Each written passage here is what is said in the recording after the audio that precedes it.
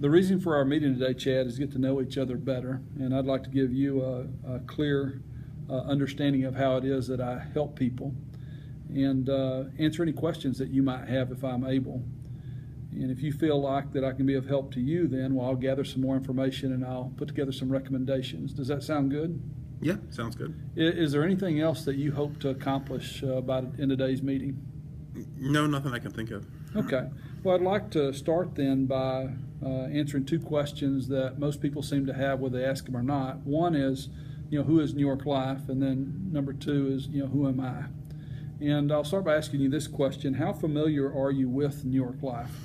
I know that you guys sponsor some of the March Madness stuff, and I've seen a couple ads on TV, but that's about it. Okay, good. That's reasonable. Well, we've been around for a long time. We've been around since 1845. In fact, we were started with about $17,000 in capital, so that was a little over 170 years ago, and we've grown since then. So there's a group called the Fortune 500, and on that list, as of just recently, actually, we ranked number 80. And in fact, we're ahead of several maybe household name companies that most of us are familiar with, and some people are surprised by that because maybe they didn't know that.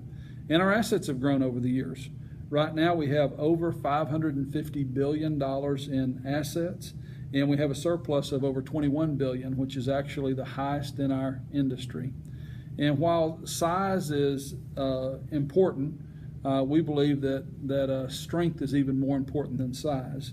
And so we're very, very happy that we have the highest ratings available by all four major credit rating agencies.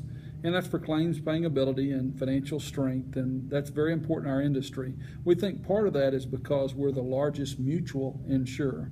And some people don't know what a mutual company is, but that just means that we're required to respond to the desires of our clients first, rather than stockholders, because we don't have stockholders. And so it's very similar to the relationship between a credit union and its members as opposed to a bank and its stockholders. So we're more like the credit union with members. That's one of the primary reasons that I've decided to affiliate myself with New York Life. Who am I? Well, first and foremost, I'm proud to be a New York Life agent. I've been with New York Life for nearly 20 years now. From a personal standpoint, I'm very involved in the community. I'm involved in my church. I'm involved in my children's schools. I have two kids that are in college. I have one child that's still in high school. I've been married to Andrea for 26 years. In regards to my clients, the primary way that I function is their problem-solving coordinator. As you become more successful, you may have more advisors, and those advisors tend to focus on their area of specialization, which is exactly what you want them to do. But as we identify problems, and those are hindrances to you achieving financial goals, sometimes I'm going to be able to help you solve those problems with the tools that are at my disposal, and other times I'll need to direct you to the appropriate advisor. Do you have any other questions about New York Life or about me? No, that makes sense. Okay, good. Well, let's talk a little bit then about our process.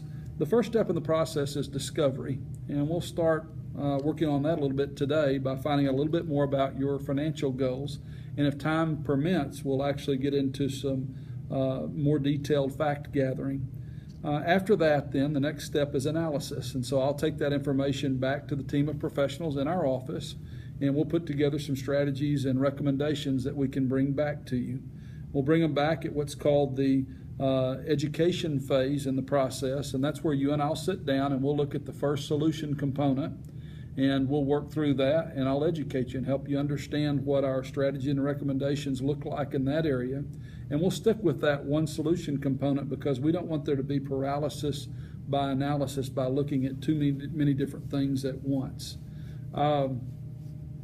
The next step then is action. All the great plans that we put in place, if we put them on paper but we don't put them in action, it really doesn't help you with any of your financial goals. And then once we've put that first solution component into action, then we'll go back and we'll work on the next component. Does that make sense? Yep. And do you have any questions? No, it's pretty clear. Okay. Well, let's talk then about the life cycle of your investments, and we'll start by looking at what we call the macro asset perspective model, and this is a visual aid that we'll use to help you make hopefully better financial decisions. throughout the course of our relationship. The top 6 blue boxes there represent where your assets can be placed, and more importantly, why. And then this foundation, the foundation of your strategy, is going to represent the protection and risk areas that you need to pay attention to. This is a model that we've used for over 25 years. It was originally used to work with physicians, and now we use it with everyone. And our office is the only office that's certified to use this in the greater Portland area, and I've been trained and certified to use it in my personal practice. When we look at these different steps in the process, then the foundation that we start with is protection and savings, as I mentioned a few minutes ago. And we start by looking at the protection piece. That's the foundation, and there's a bunch of different blocks there that we'll discuss later. And then we move to the first component, or the first box in the asset area, and we'll look at your savings, and we'll want to make sure that it's liquid, and then maybe even most importantly, we'll want to make sure that we're using tax advantages, where we can. The next step in the process is accumulation, and that's where we begin to feed money into the model. And we'll look at your asset risk mix. We'll make sure that you have your money allocated appropriately based on your risk tolerance. We'll make sure that you're diversified the way you should based on the tax treatment of assets. We'll look at your existing retirement plans. And then one of the key things that we'll do is to make sure that we rebalance your portfolio on a consistent basis to make sure that the money's allocated the way it should be based on your desires. Next comes the fun part, and that's when we begin to take money out of your portfolio when you're retired. And the key thing for us here is to make sure that while we pay attention to taxes and where we're withdrawing money and all that, but we want to make sure that we're able to take money out and not run out of money, which is always a big concern for people. So we'll hold your hand as we go through that part of the process as well. And then finally, someday you're going to step out of the picture, and we want to make sure from a legacy standpoint that your money goes exactly where you want it to be, whether it's to your children or to charity or whatever else is important to you. So when I look at these 4 different stages in the life of our assets, we can view this as the life cycle of my assets. And so we start with protection and savings, and then comes this accumulation phase, then retirement income, and finally legacy.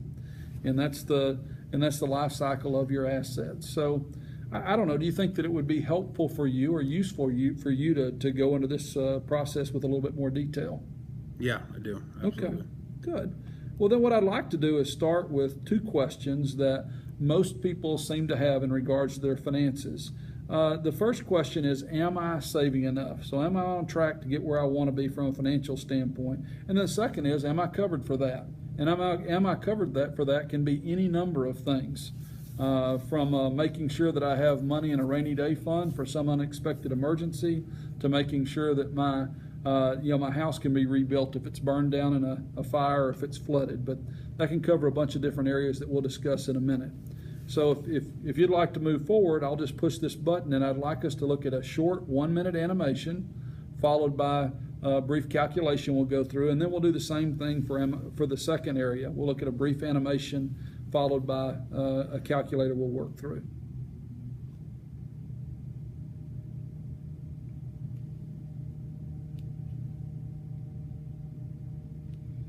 Okay, what did you think about the video? That's great. Good. Yeah, people seem to think that that video is very informative because it really helps us understand the importance of being in a position at some point in our lives where money can be at work rather than just than us being at work, which is where we'll be when we retire someday. So I'd like to start by having us go through this calculator. So help me out. What's your current age, Chad? 35. Okay, so you're 35. Okay. Now the next thing we'll look at then is your desired retirement age. Mm-hmm. In a perfect world, when would you like to retire? 65. 65? Okay. So we'll move that back a couple of spots. And then from a current retirement savings standpoint, what do you have set aside for retirement currently? About 50,000. Okay. So let's slide this to 50,000. And then current annual income? 100,000. 100,000. Okay. Good for you.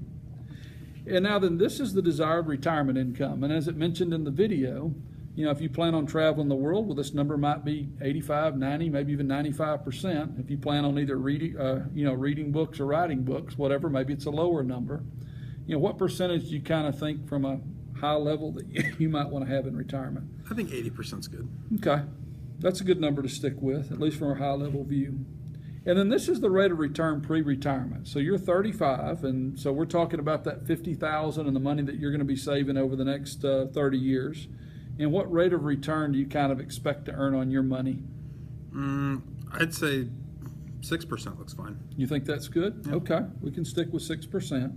And now this next percentage is the post-retirement rate of return. So now I'm retired, so I'm going to need to move this money into areas that maybe that are a little bit safer in terms of a rate of return. This is our recommended withdrawal rate, not withdrawal rate, but rate of return. How do you feel about that? Do you think it should be higher or lower? Or are you good with 4%? No, I think 4% is okay. Okay, we'll stick there. And so over the next 30 years then, you'd need to accumulate $2 million in order to provide yourself an income that's at 80% of what your current income is. Okay, so $80,000 a year, right? All right, so now what we look at next then is how much you'd need to set aside on a monthly basis to achieve this goal. So I want you to kind of think in your mind, what do you think that it would take to achieve that goal of $2 million if you started saving on a monthly basis today? Wow, is it $1,000 a month? I don't know. Let's see. It's actually $1,900 a month. So, that's pretty sobering sometimes for people to look at and to recognize that, wow, if I want to achieve a goal, well, I may have to save a little bit more than I'm currently saving or make some changes in regards to when I think I might retire someday. Okay. Now then, here's maybe one of the more important things to look at, and this is, okay, what happens if I don't act? Well, what would that look like 5 years from now? And that's all this button does for us. Well, that would go up by nearly $1,000, and you have to save $2,800 a month in order to achieve that goal if you don't do anything between now and the time that you're 40. Okay. Surprised by that number? I am. Yeah. Out of curiosity, kind of how did it make you feel? Or a little uneasy. I don't think I'm saving that much. Yeah. You know what? And that's very natural. And a lot of people feel that way, and it's good to look at that number to get us thinking the way we should. The next thing then that we look at is a brief video that just asks the question, hey, am I covered for that? It's a good video to watch.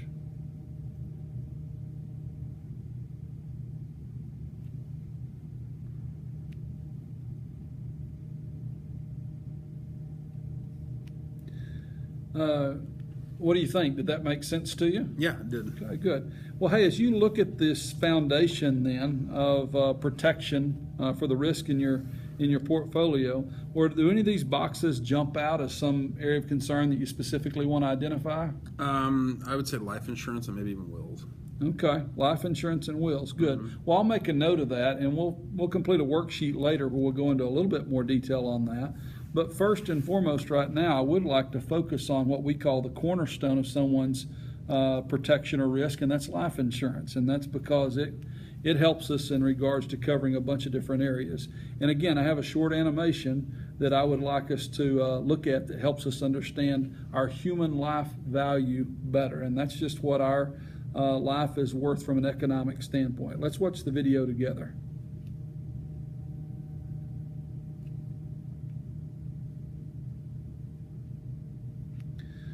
And then we have a calculator here, so we can actually calculate exactly what your economic value is. And again, it's this legal term. This may or may not be exactly how much life insurance that you need, but it gives you a picture from a high-level view as what you're worth from an economic standpoint. So would you like to work through this calculator as well? Sure. Okay. All right, well, we already have this pre-filled, your current age. And now then, your current annual income is $100,000. And then estimated annual increase. So if you think about whether we're saving enough or not, we didn't have this annual increase considered, and that's because each year we can adjust our percentage based on a raise that we get. Well, if you weren't here tomorrow, well, we would need to consider what your future annual increases in income might do to your economic value. So what do you anticipate your raises being over the years? Probably about 5%. So you think it'd be a little bit more than that? Yeah. Okay.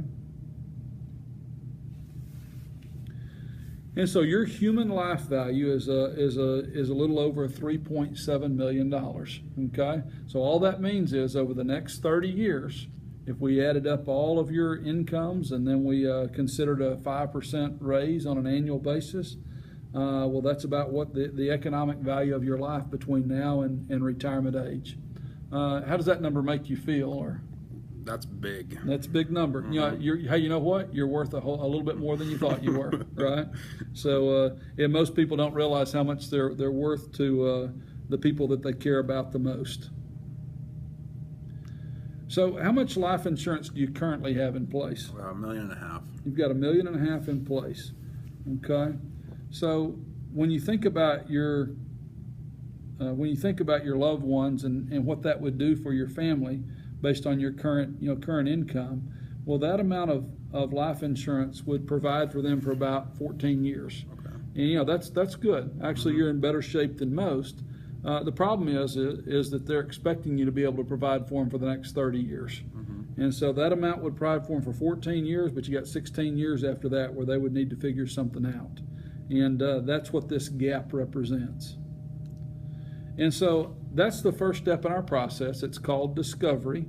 And what I'd like to do now, with your permission then, is to pull out some worksheets and begin to work on this first stage in our process in a little bit more detail. Are you open to that? Sure. Okay, great.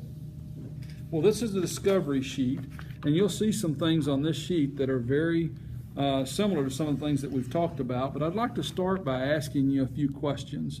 First is, what would you do if you had absolutely no financial constraints? Let's say you won the lottery. I would. This is like I would buy a bunch of property somewhere. Okay, so you'd buy some property. Some people might say, "Hey, you know what?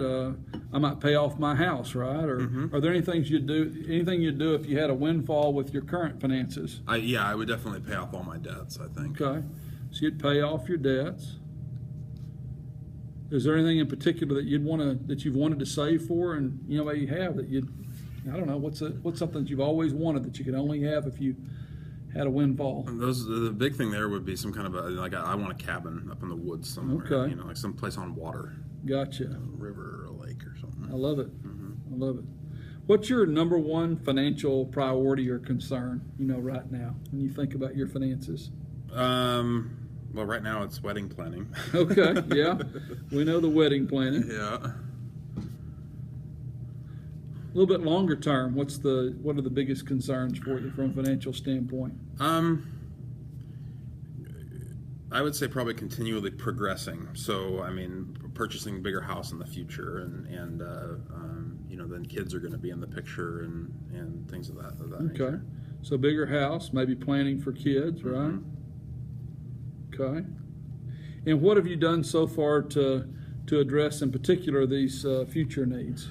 I save systematically on a monthly basis in a couple of different areas. Okay.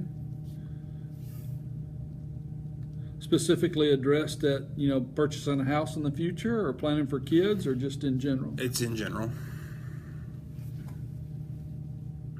Okay. Who are you, or what process or strategy are you using right now to help you with your decision making?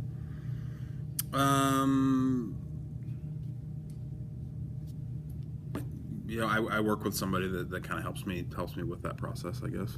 Okay. And who would that person be? His name's Patrick. Okay. And who's Patrick with? He's with Mass Mutual. Okay. Okay, great. Now, what I'd like you to do is look at these boxes down here at the bottom. And what I'd like for you to do is to put a mark by any box that kind of jumps out as an area of concern that you feel like that you need to discuss. Okay.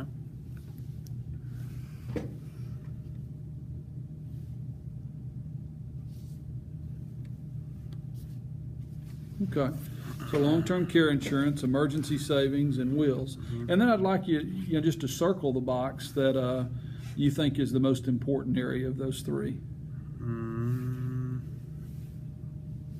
So long-term care insurance. Well, help me understand that better. Why did you circle that one? That's one component that I feel like I'm doing okay with emergency savings. I could be all right without a will right now, but long-term care is, we've had issues in the family with that, and that's one thing I haven't really explored. Okay.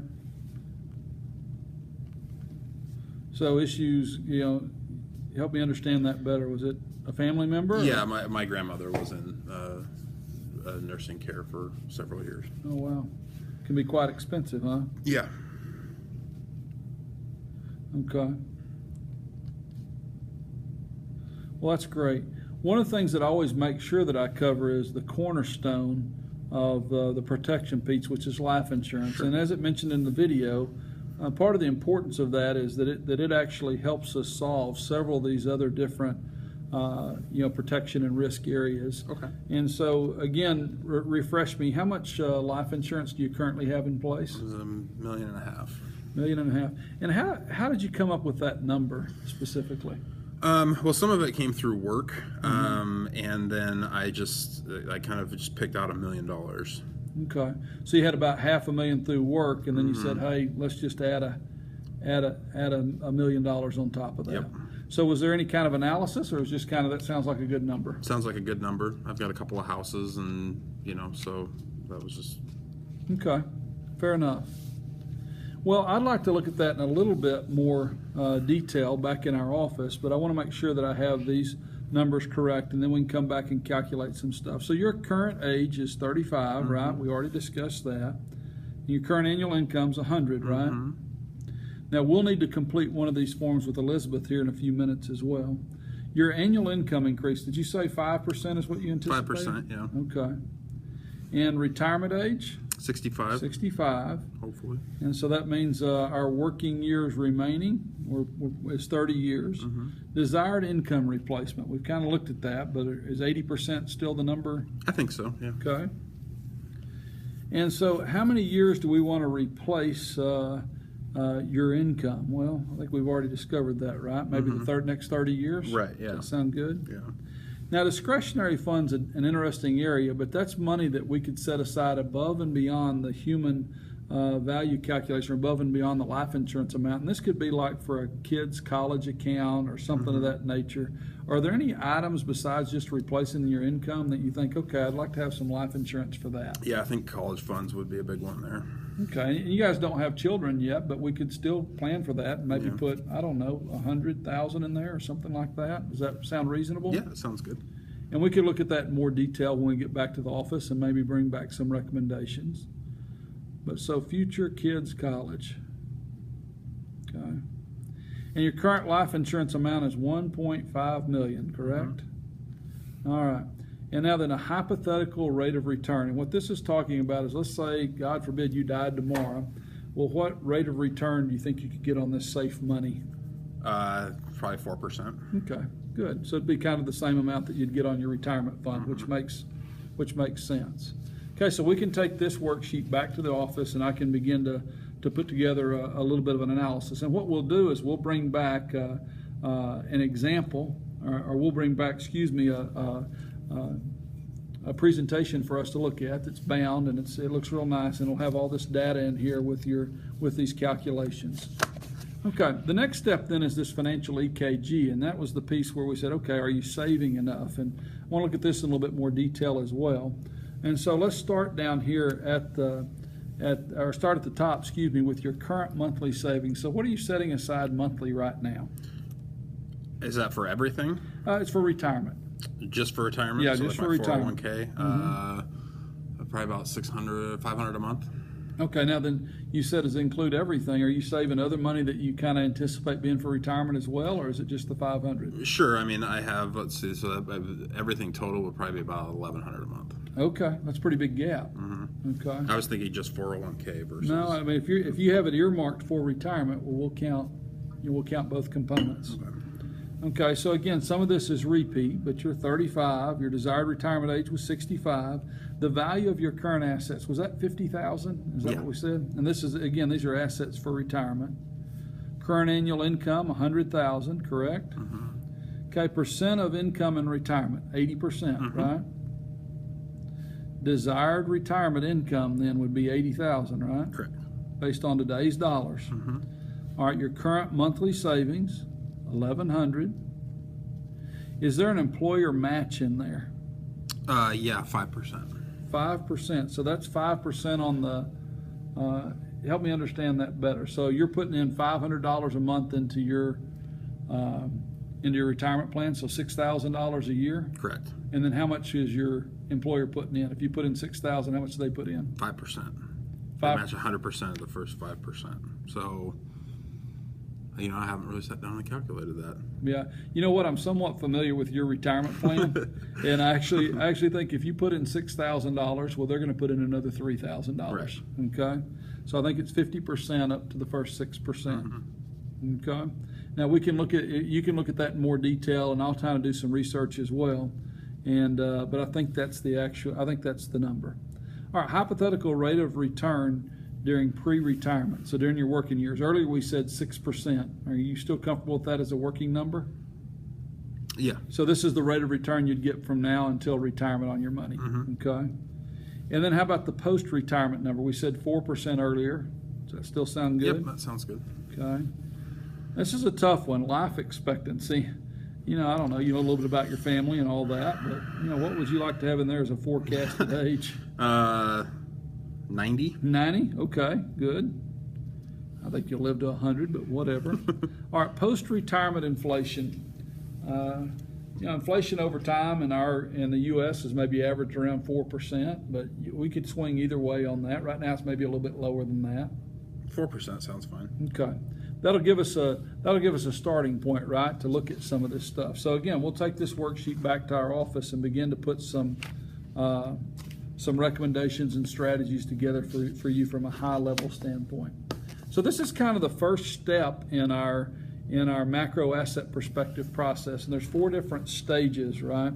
But when we look at just these 2 stages, the maximize savings and return, and then minimize taxes and risk. So these 2 areas, the financial EKG plus the plus the protection piece. How much would you be willing to set aside on a monthly basis in addition to what you're saving to start working on these 2 areas? And I'll start by saying, hey, obviously you probably can't do $5,000 a month, but right. $5 a month you can probably do more than that. So maybe, I don't know, think of some number between those 2.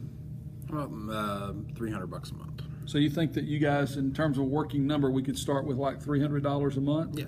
Okay. So that's what we'll start as a specific number. And let me just ask you this. So we've gone fairly rapidly, but are there other considerations that you would, other things that you'd like for me to consider as we go back and begin to go through the analysis phase in our office? Such as? Well, I mean, the long-term care, I might not start with that initially, but I know that's one thing that we'd like to consider. But sure.